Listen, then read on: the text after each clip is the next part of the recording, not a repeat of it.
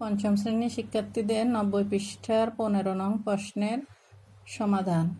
15 নং প্রশ্নে দেওয়া আছে একজন শিক্ষক 75 জন শিক্ষার্থীর প্রত্যেককে 0.24 মিটার করে ফিতা দিলেন। তিনি সব শিক্ষার্থীকে মোট কত মিটার ফিতা দিলেন?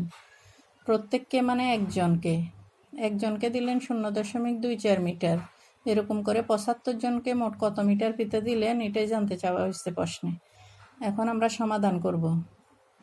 প্রত্যেককে দিলেন 0.24, তাই আমরা লিখে নিয়েছি একজন শিক্ষার্থীকে ফিতা দিলেন 0.24 মিটার।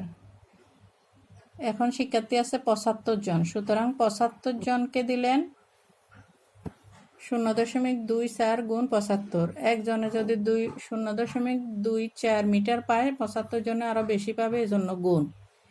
এখন গুণটা আমরা এখানে রাফ করে নিয়েছি। 4 5 20 শূন্য, হাতে থাকে 2, 5 2 10, 7 2 12, 2 হাতে থাকে 1, 5 0 0, হাতের 1 বসে যাবে। 7 দিয়ে বা 4কে 7, 4 7 28, 8 হাতে থাকে 2, 7 2 14 আর 2 16, 6 হাতে থাকে 1, 7 0 0, আবার হাতের 1 বসে যাবে।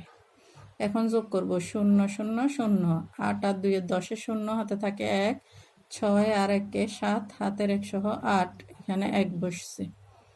এখন দেখব আমরা কত ঘর আগে দশমিক আছে। এই যে এখানে 2 ঘর আগে দশমিক আছে, সুতরাং আমরা গুণফলেও 2 ঘর আগে, যে এখানে ডান দিক থেকে 2 ঘর আগে, 1 ঘর 2 ঘর আগে এখানে দশমিক দিব। তাহলে 18.00, এই যে সমান 18 মিটার। যেহেতু দশমিকের পরে শূন্যের কোনো দাম নেই, এই জন্য আমরা 18 মিটার লিখে নিয়েছি। উত্তর 18 মিটার। এটা